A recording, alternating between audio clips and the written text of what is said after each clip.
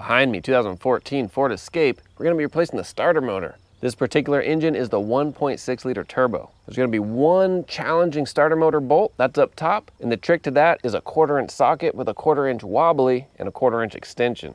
I'll show you that when we get there. That'll be the last bolt we pull off. Let's start by hopping underneath the vehicle, getting everything from underneath. We do have to pull the turbo hose off, so from up above, we'll get this one little clamp, 7mm, and then we'll hop down below. First, we need to remove our skid plate. I have a series of T30s and one 10mm bolt. All right, now we'll drop this down, set it aside. Next, we want to get this plastic turbo hose out of the way. We have a 7mm clamp here. We already undid the one up above, and then we have a 10mm right here. Get to it from the back side where my finger is. There's a 10mm nut. And then we can pull this off the stud and then out of the hoses, and it comes right out. Because of the limited space, I'm gonna use a 10mm ratcheting wrench. Get it right on there.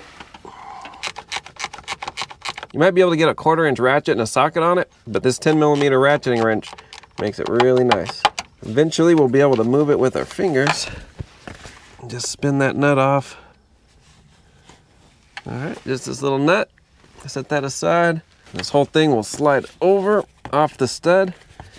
Then we can just hold down on it, and the rubber boot will come off the throttle body from up above. There we go. And then slide this out from the lower one. Let me move my position. There we go. Okay, let me get a little rag. It's a tad bit of oil in that hose. Put a rag over. I just don't want to get anything on their driveway. There we go. Set that aside. Now with that tube gone, we have access to our two lower starter bolts. The lowest one has a ground strap on it, so that's our bottom. And then right up above, hopefully you can see that, my finger is right up above, there's another one. We get both of them from down here. And then we're finished from down below. Ground strap out of the way too. Okay, just a little at a time. Okay, bolt number 2, that's it. Let's go up top. The last top bolt is in a ridiculous spot under all of this mess. So we're gonna remove the airbox. Before we do that, first things first, let's disconnect our negative battery cable. It lives right under here. So we'll pop that off, then we'll wrap the cable in a towel so it doesn't remake contact on us later. Actually, before removing this, we wanna go ahead and put the gear shifter all the way in the S position. That'll help us later on. Then we can come back out and remove this. This is a 13mm, we'll use a deep socket. Set this stud aside, take our ground cable, we'll just put it in a rag, kind of tuck it away so it doesn't remake contact later by accident. Okay, now let's work on our airbox. We'll take our airbox lid off, that's held on by 8mm screws. All right, now we'll lift up. There we go. There's a strap right here. We'll just pull that up out of the way and it can just flop back as long as it's disconnected. We have our electrical connector here. Pop that off. If you follow that wire, there's a retainer on this side. Let me show you.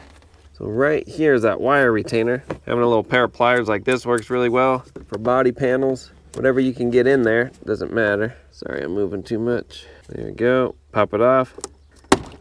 Perfect. Let me set you back on the camera stand. We'll pull off our little engine cover here real quick. We'll give us a little more room. Then we'll pull this whole box up. It should be held with grommets. It'll just pop up. There we go. And that gets it up enough. We have one clamp right here we'll pull off. We'll get that clamp from this side underneath our brake reservoir. I'll show you that. So right underneath the brake reservoir, if you go back, you see that right there is an 8mm. We'll pull that off. That'll loosen our clamp. Then we can pull this whole boot and everything all comes out together. All right, pop it off. Just like that. We'll get this whole box out of the way. Let me see if I can show you that top bolt. All right there is the bolt. Very hard to see. If you see, there's a top coolant hose right here, and then there's one underneath it. Let me see if I can give you a better angle. You can see the one underneath, and there's actually a third hose underneath that. So 3 coolant hoses, and then your bolt. That's too much work. So let me show you how we're gonna get around all of that so we don't have to drain our coolant or pull off any hoses. So this is our ticket. We've got a 1/4 inch 13mm on a 1/4 inch wobbly, 1/4 inch extension to a 3/8, and that'll finish it off. Let me fish this in. So right here is our shifter. When we have it in park, that shifter is that direction and kind of gets in our way. Now that we have it in the S, it's cocked back and just better out of our way. So perfect. All right, let me show you what we got. I went under everything. I went under this electrical harness, went under this hose here. There's another hose right here I went under. and then under our lower coolant hose. Let me show you on this side. Maybe you can see my socket on there. You see my socket on there? I'll move it a little right there. So my socket is on the bolt. So now on this end, I'll just put on my regular ratchet, break it loose, and then I'll finish it off with my electric ratchet. Now this is the last bolt holding that starter on, so the starter will start to push out. That's okay, that's what we want. Then once the starter is out enough, we'll pull the cables off the starter and then take the starter out. That's it. Make sure it's on good. Okay, got it. That actually wasn't too bad. This might be a little tighter, or it might be the same. Finish it off, get a little light in there. All right, I think that's it. Here, starter's loose, just like that. Come on. Just like that, so we can get access to the back here and pull off our cable. We should have access. The big one is a 13. Get that with a magnet. The little one is a 10 mil. Perfect. Okay, we'll pull off our little wiring harness, just like that.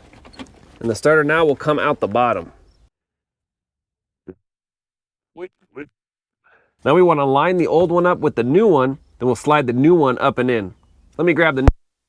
All right, here we go, shiny new one. I'll have a link in the description. Now we'll just fish it up. We want our electrical studs pointing up. There. Like that. Okay, now we'll just get under here. We'll move it around. I just need to turn it a little. There we go. We'll put the cables on it. Sorry, my elbow or arm is in your way. There we go. Now if you need, you can move this little hose. It's just right here, pinch, and pull it off. So far, we're doing okay. I'm gonna put the nut on a magnet, put it in there, and I'm just gonna spin it. Hopefully just get a couple of threads on there. Actually, I can hold it with my thumb. There we go. And we'll spin it, get a couple of threads. Do the same with the 10 mil. Slide it down, like that. Hold it with my finger, pull the magnet out, and then spin it. Get a few threads. Perfect. We can snug those down. I'll throw a torque spec on the screen. Ooh, I tipped you over. Try to set you back up. And the 13 mil, we'll snug that down. Now we'll slide the whole starter in the bell housing. Let me reposition you.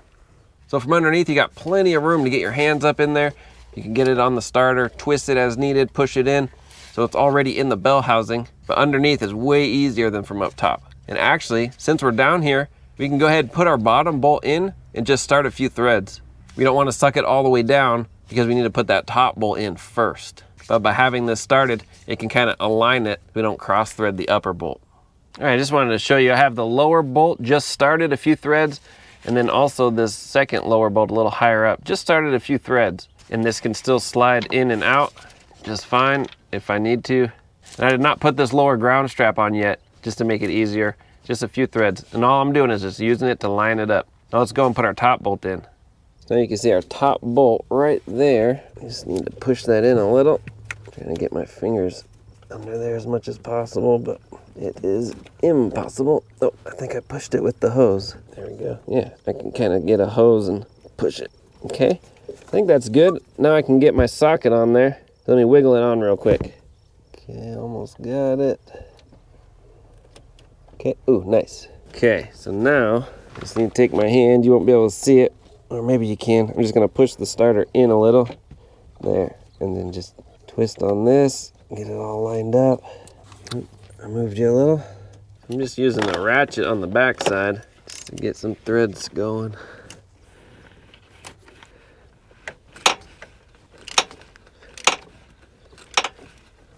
All right, that is it. Hopefully you can see the bolt is on the other side of the starter. So we are all the way through. Now I did not tighten it all the way down yet. You can still see I have my socket on it. All right, get the shadow right.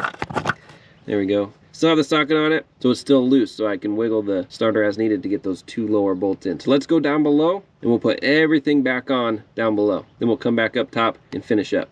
You won't really be able to see much. I'm just putting those bolts in. We'll start with the very, very top. So far it's going in by hand really nicely. I'll throw a torque spec on the screen for both, really all three of these bolts.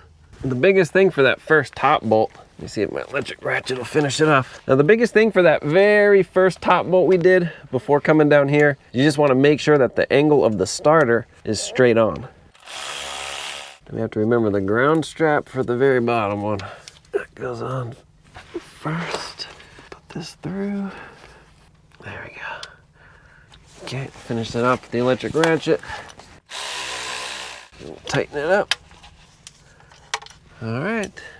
Then we can throw our turbo hose on, re-angle it. If you stuffed any rags in it like I did, pop them out. Make sure they're rag free. Just angle this up and in. There we go. We'll get it on the throttle body. Nice, you can see it from down here.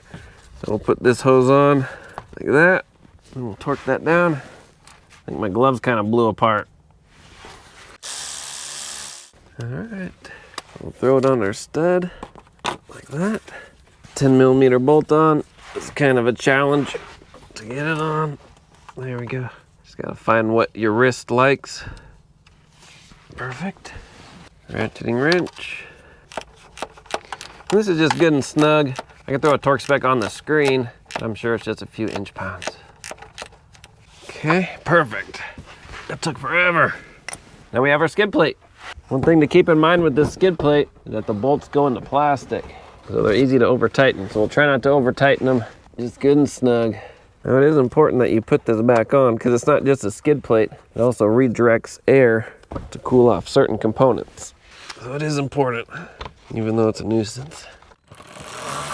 All right, that's it down here. Let's go up top and finish up. All right, we want to make sure that our top bolt is nice and tight. Now we can put our airbox back on. And the sun's kind of coming around, getting in our way. But that's okay.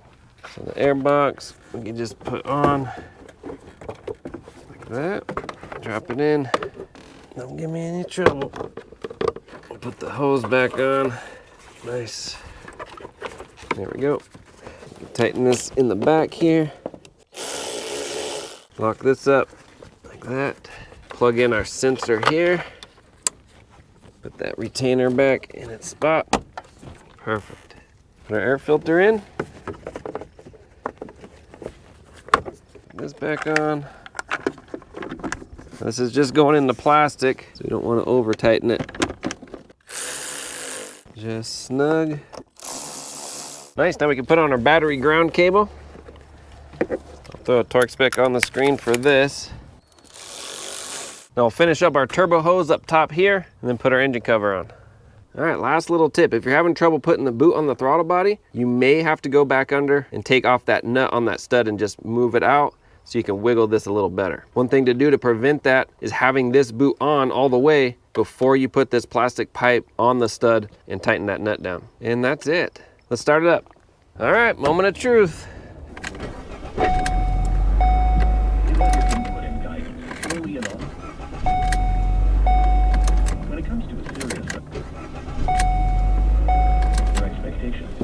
All right, start it up. Repair complete. All right, that is it. The hardest part of this whole job is just getting that top bolt off and back in. But with our 1/4 inch equipment, we can get it.